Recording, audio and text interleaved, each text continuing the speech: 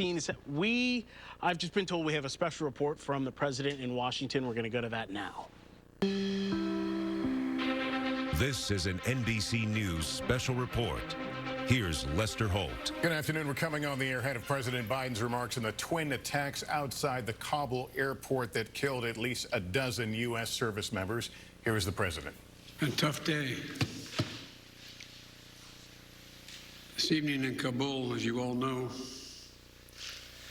terrorists attacked that we've been talking about and worried about, that the intelligence community has assessed, has undertaken an attack by a group known as ISIS-K. Took the lives of American service members standing guard at the airport and wounded several others seriously. He had also wounded a number of civilians, and civilians were killed as well. I've been engaged all day in constant contact with the military commanders here in Washington and the Pentagon, as well as in Afghanistan and Doha. And my commanders here in Washington in the field have been on this with great detail, and you've had a chance to speak to some so far. The situation on the ground is still evolving, and I'm constantly being updated. These American service members who gave their lives, it's an overused word, but it's totally appropriate here, were heroes. Heroes who've been engaged in a dangerous, selfless mission to save the lives of others. They're a part of an airlift, an evacuation effort unlike any seen in history, with more than 100,000 American citizens, American partners, Afghans who helped us, and others taken to safety in the last 11 days. Just in the last 12 hours or so, another 7,000 have gotten out. They're a part of the bravest, most capable, the most selfless military on the face of the earth. And they're part of simply what I call the backbone of America. They're the spine of America, the best the country has to offer. Jill and I, our hearts ache, like I'm sure all of you do as well, for all those Afghan families who lost loved ones, including small children, or been wounded in this vicious attack. And we're outraged as well as heartbroken.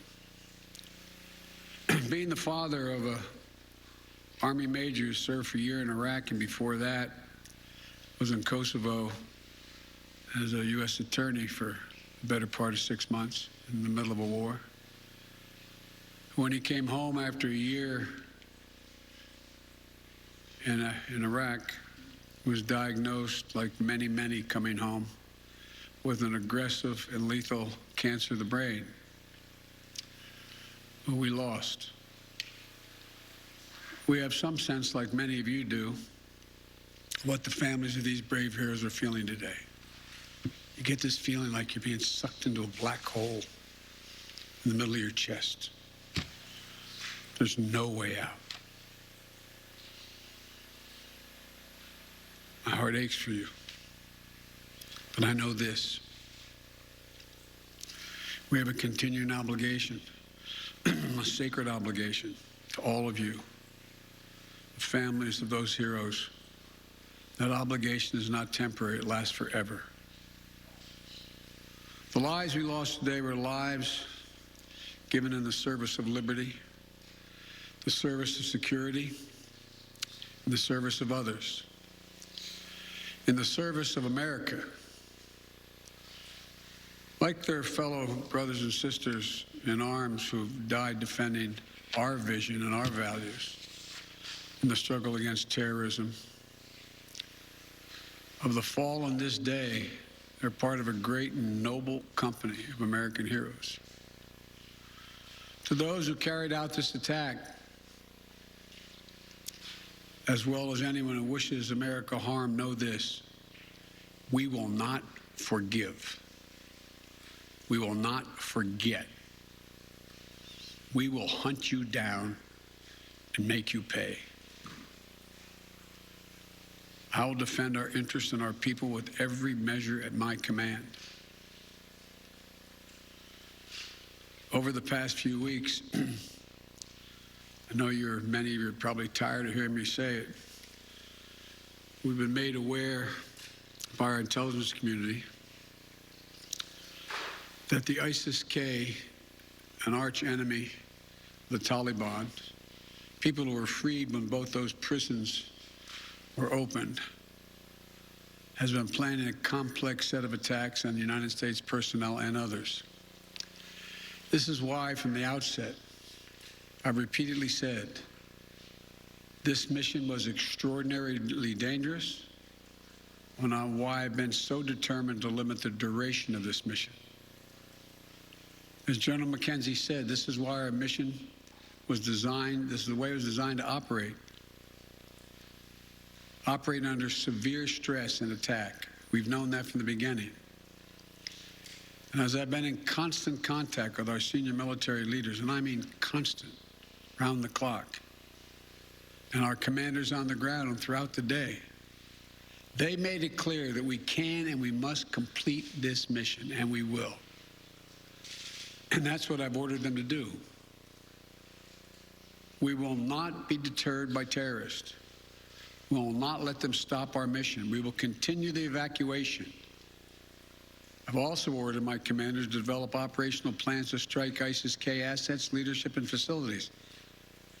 We will respond with force and precision at our time, at the place we choose, in a moment of our choosing. Here's what you need to know.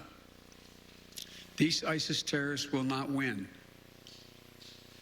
We will rescue the Americans in there. We will get our Afghan allies out. And our mission will go on. America will not be intimidated. And I have the utmost confidence in our brave service members who continue to execute this mission with courage and honor to save lives and get Americans, our partners, our Afghan allies out of Afghanistan. Every day when I talk to our commanders, I ask them what they need. What more do they need, if anything, to get the job done? As they will tell you, I granted every request. I reiterated to them today on 3 occasions that they should take the maximum steps necessary to protect our forces on the ground in Kabul. And I also want to thank the Secretary of Defense and the military leadership of the Pentagon and all the commanders in the field. There has been complete unanimity from every commander on the objectives of this mission and the best way to achieve those objectives. Those who have served through the ages have drawn inspiration from the book of Isaiah, when the Lord says, "Whom shall I send? Who shall go for us?" The American military has been answering for a long time. "Here I am, Lord, send me. Here I am, send me." Each one of these women and men of our armed forces are the heirs of that tradition of sacrifice, of volunteering to go in harm's way, to risk everything, not for glory, not for profit, but to defend what we love and the people we love. And I ask that you join me now in a moment of silence for all those in uniform and out of uniform, military and civilian, who have given the last full measure of devotion.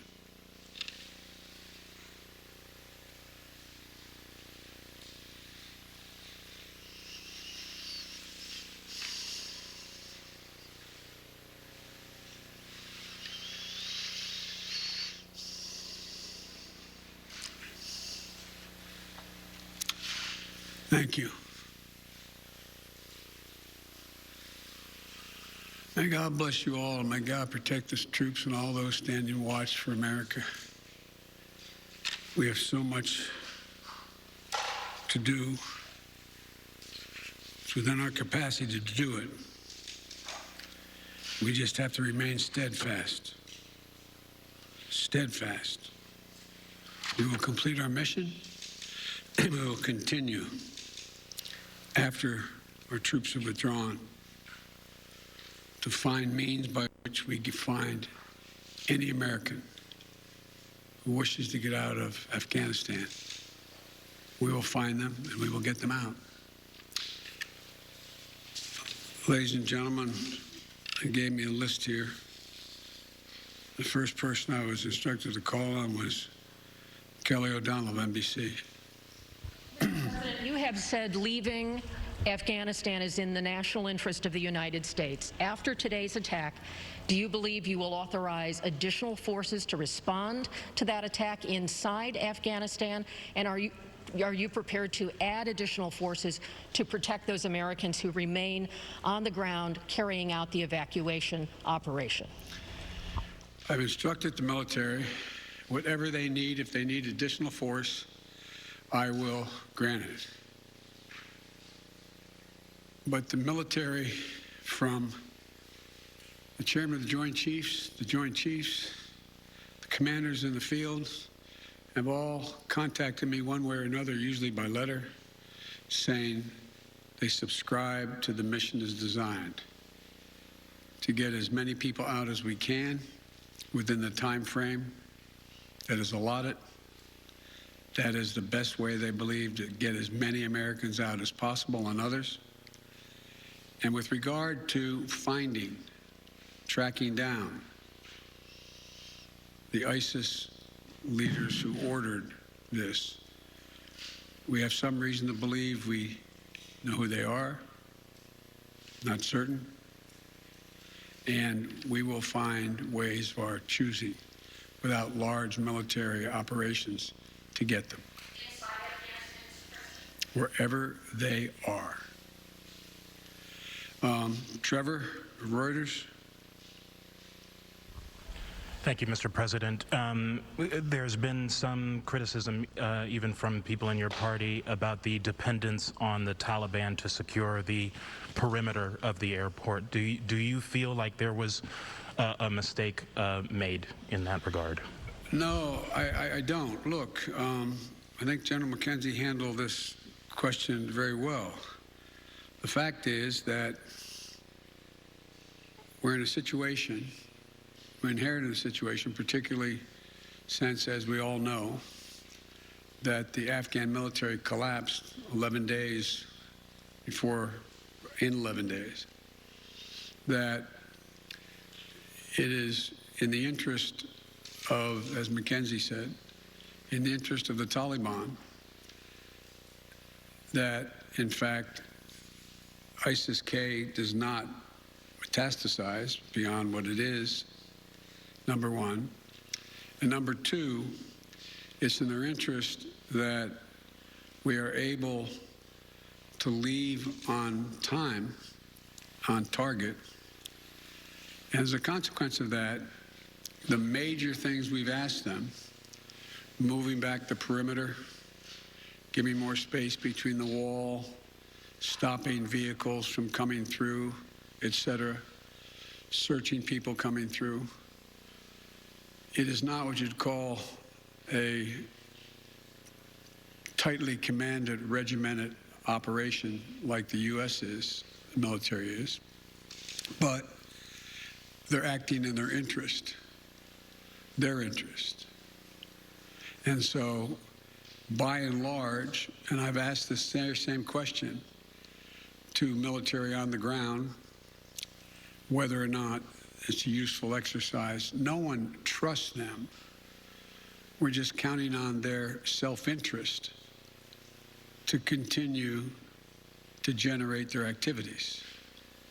And it's in their self-interest that we leave when we said, and that we get as many people out as we can.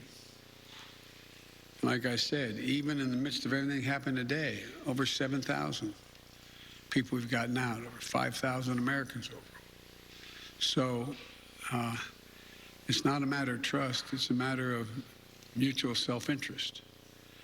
And, but there is no evidence thus far that I've been given as a consequence by any of our commanders in the field that there has been collusion between the Taliban and ISIS in carrying out what happened today, both in front of the hotel and what is expected to continue for beyond today. Amir, Associated Press. Thank you, Mr. President. You have spoken, again, powerfully about your own son and the weight of these decisions. With that in mind, and also what you've said, that the longer we stay, the more likelihood that there would be a major attack. How do you weigh staying even one more day, considering what's happened? Because I think what America says matters. What we say we're going to do in the context in which we say we're going to do it, that we do it, unless something exceptional changes. There are additional American citizens. There are additional green card holders. There are additional personnel of our allies. There are additional SIV card holders. There are additional Afghans that have helped us.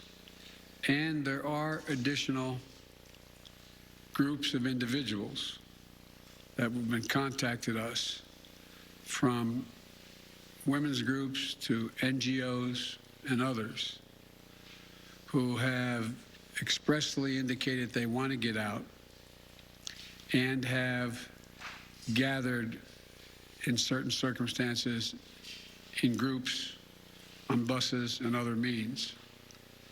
That still presents the opportunity for in the next several days between now and the 31st to be able to get them out. And our military, and I believe, to the extent that we can do that, knowing the threat, knowing that we may very well have another attack, the military has concluded that's what we should do. I think they're right. I think they're correct.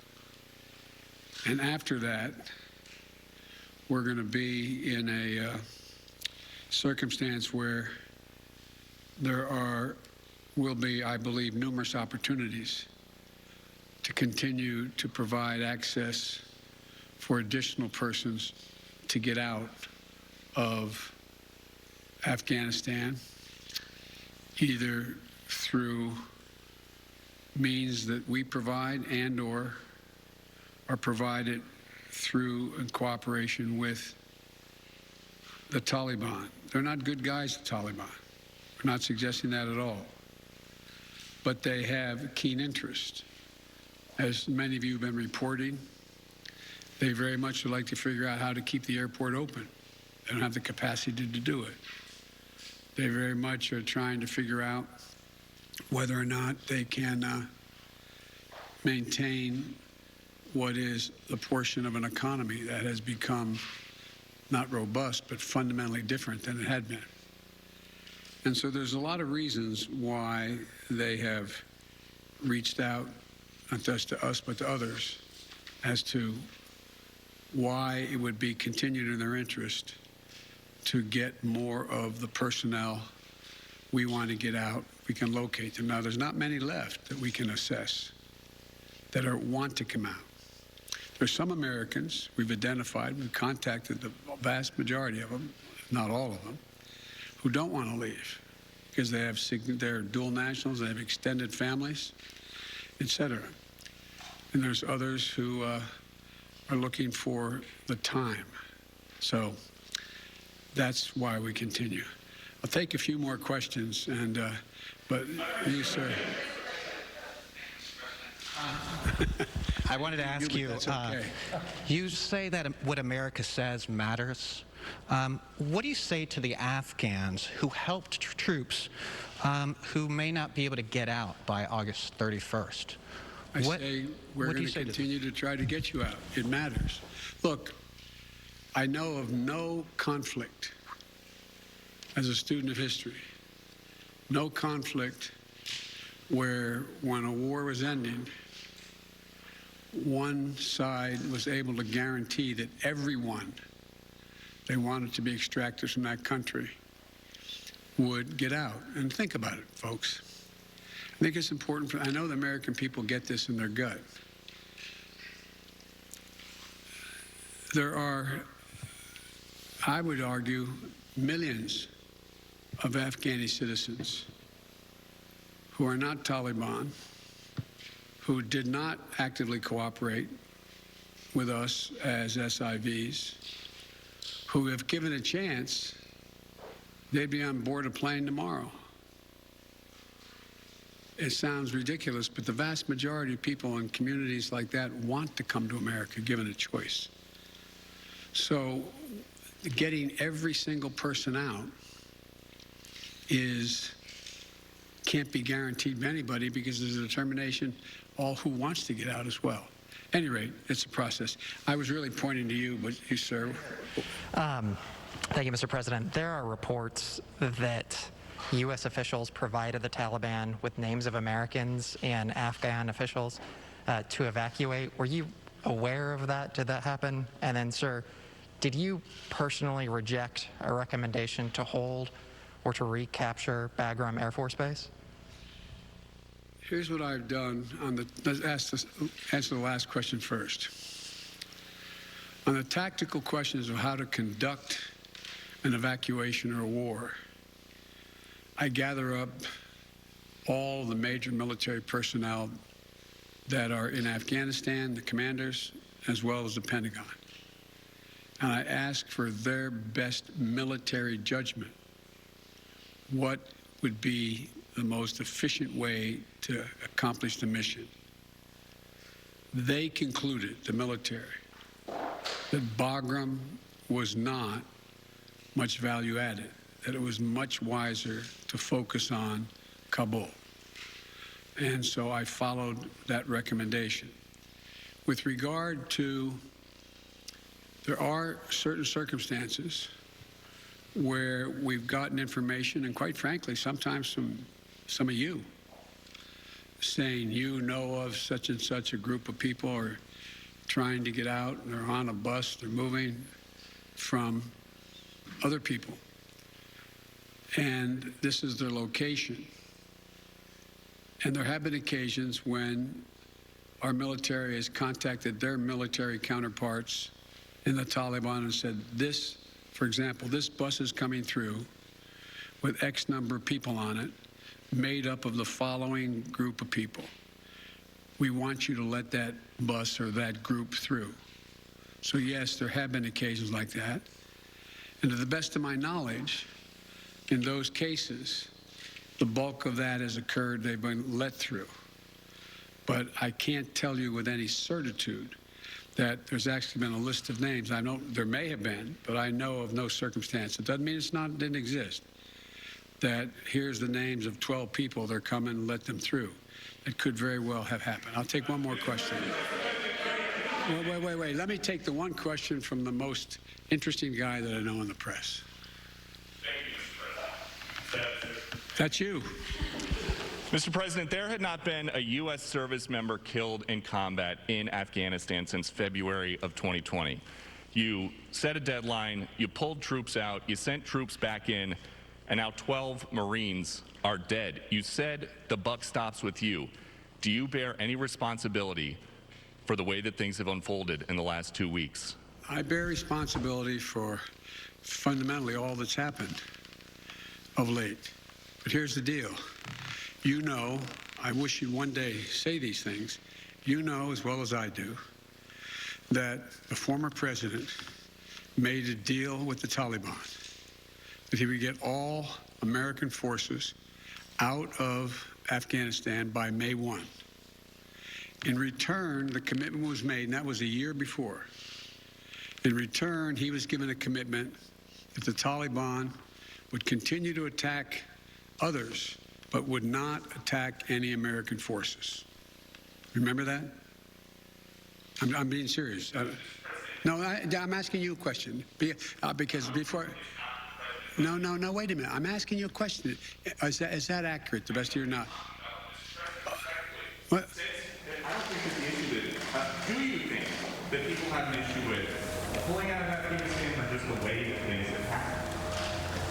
I think they have an issue that people are likely to get hurt.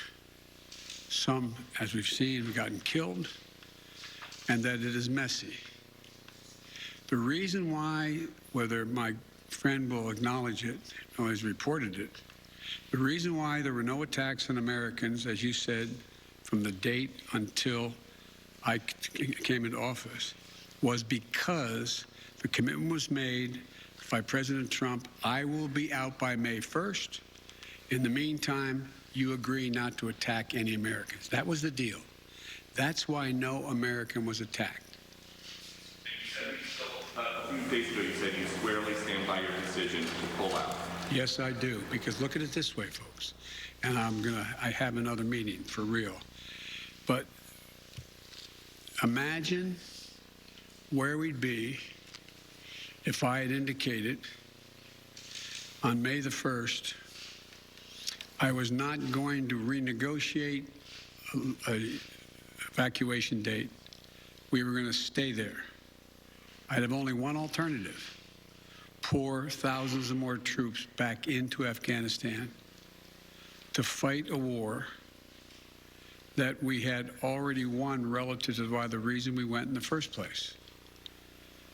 I have never been of the view that we should be sacrificing American lives to try to establish a democratic government in Afghanistan, a country that has never once in its entire history been a united country and is made up, I don't mean this in a derogatory, made up of different tribes who have never, ever, ever gotten along with one another.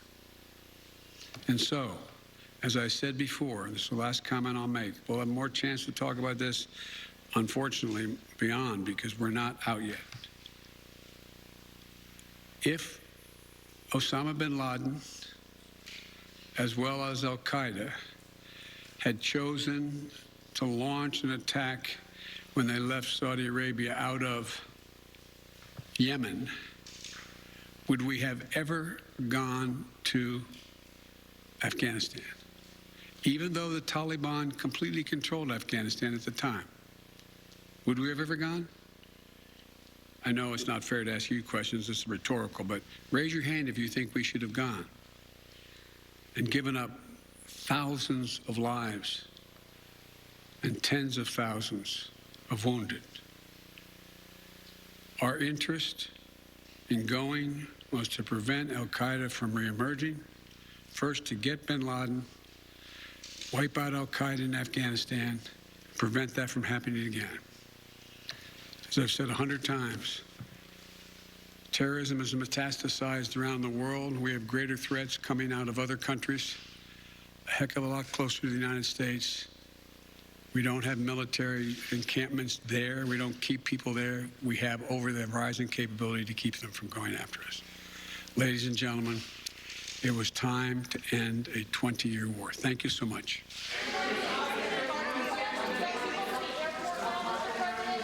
President Biden reacting to the news out of Kabul today, where a dozen American troops were killed, 15 wounded after suicide bombs rocked the Afghanistan capital today. The president saying that he is outraged, that he is heartbroken, offering a sacred obligation to the families and saying to the terrorists, we will hunt you down and we will make you pay. Let's go to Chief White House Correspondent Peter Alexander. Peter, the president seemed to leave a door open for military action, but not necessarily adding troops right now.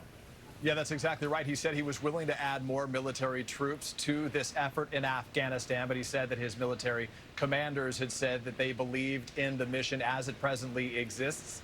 As for that August 31st deadline, now just 5 days away, the president said that the U.S. would not be deterred in its effort to complete the mission by that date. But clearly the main headline that will come out of this is the president first praising the service and sacrifice of those 12 service members who gave their lives, describing it as a selfless act, calling them heroes, but also him saying that the U.S. will hunt down those responsible for this, indicating that they had some indications who was responsible, the masterminds behind this effort, this deadly attack that he has now blamed on ISIS-K, and beyond that, indicating that he does bear responsibility for all that is happening right now, but Lester saying he stands by his decision to end the war after 20 years in Afghanistan. All right, Peter, thank you. Let me bring in NBC's Courtney Kuby from the Pentagon. Courtney, the mission goes on. In fact, not long after these attacks, we saw transports in the air continuing to carry out their mission. How long can they do that if in fact, the president is still planning on this withdrawal?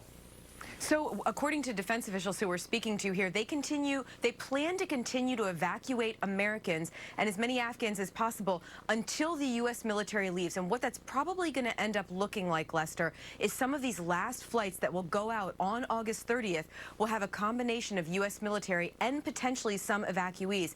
But there's no question that today's attacks will throw a wrench and potentially cause a slowdown in the progress they've been making in getting those evacuees out. We heard from General Frank McKenzie, the commander of U.S. Central Command, right before President Biden spoke. He was asked about a couple of things you touched on with Peter, including saying at this point he does not need more troops, but he will need to begin bringing some of those troops out if they want to make that August 31st deadline. Both General McKenzie and President Biden making it clear that they still are planning to aim for that August 31st deadline to get all U.S. troops out of Afghanistan, Lester. All right, Courtney, thank you. NBC's chief foreign correspondent Richard Engel is in Doha, making his way there earlier today. Richard, the president touched on it. We've heard a little bit about maybe cooperation is too much of a word here, but the Taliban and the U.S. working to some extent to try to understand the threat. I think cooperation is the word. President Biden was talking about specifically telling the Taliban about buses that need to go through and make their way to the airport. I've seen that in action. I've seen the Taliban working with a variety of international organizations, NGOs, other governments, the Qatari government, where they are in contact with diplomats, they are on contact with their cell phones, and they are coordinating shuttles through the city. They're coordinating safe passage. So I think partner is absolutely the way to describe it. It is an unusual relationship. Earlier we heard that now the U.S. is sharing limited intelligence with the Taliban. And if the United States is going to hunt down ISIS, they will have a partner in the Taliban. The Taliban was already looking for ISIS.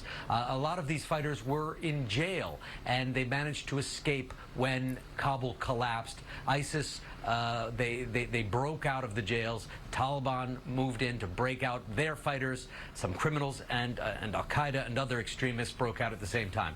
So while you have the Taliban in charge, the Taliban now has a terrorist problem. That's how things have developed in Kabul, but now they're working with the U.S. to try and speed up the evacuation. So it is a profoundly different security arrangement than we have ever seen in Afghanistan. Just a few weeks ago, the United States was bombing the Taliban. Now they are coordinating with the Taliban to evacuate people and potentially going to be working with them to fight against ISIS. It's an extraordinary chain of events indeed. All right, Richard Engel, thank you. Let's bring in Chuck Todd, NBC News political director and moderator of Meet the Press. You know, the criticism of the president has been bipartisan at times. As we reach this juncture, we've lost American troops here. Is there a consensus of just get out, or what are you hearing? Look, other than a few sort of truly hawkish people who thought we never should have gotten out, the consensus, the political consensus is still to get out.